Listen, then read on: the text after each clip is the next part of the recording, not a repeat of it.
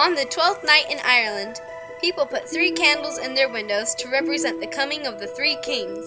It is part of their blessing of homes, a vigil for the kings to come and to give their blessings.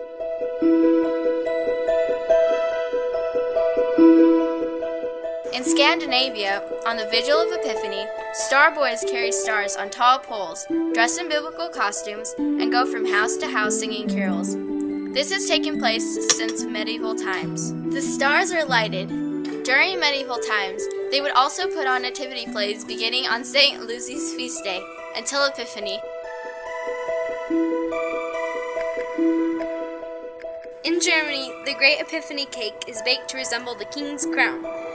Baked inside of it is a bean, and the lucky one who gets it in their piece becomes the king of the feast and may issue all sorts of ridiculous orders. Salt and chalk are also blessed on the Epiphany. Salt for the animals to lick, and chalk for the blessings of the homes. They write the names of the 3 kings and the year as a blessing over their doorways. The blessing for them is to ward off fire and floods. In Bavaria, a procession of light winds through the towns with star carriers and singing. In some homes, straw is placed on the table to symbolize the straw in the manger.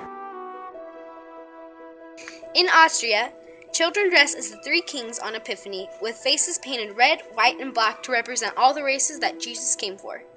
They also have a star carrier dressed in a white garment. On Epiphany, or 12th night as they call it, the heads of households or oldest servant goes through the house and farm buildings with a pan of charcoal on which incense is burning to smoke out evil spirits.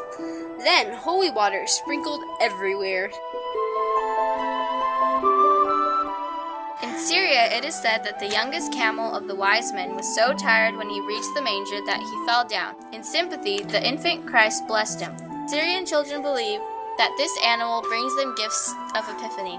They call him the camel of Jesus. In England, the 12th night cake is baked with a bean and a pea. The one who gets the bean is the king of the revels, and who gets the pea must proclaim the king a toast with special mugs of apple cider called lamb's wool. In Italy, on Epiphany is when the children receive their gifts from a good witch called La Befana.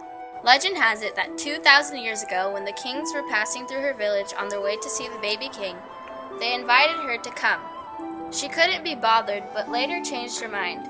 So in her search for the kings and the baby king, she flies the world on a broomstick, looking into homes for Jesus. When she finds children, she leaves gifts just in case that child is the Christ child. In Russia, because the Orthodox Church follows the old Julian calendar for religious celebrations, they celebrate Christmas on January 6th. One of the most famous things about Christmas in Russia is the story of Babushka.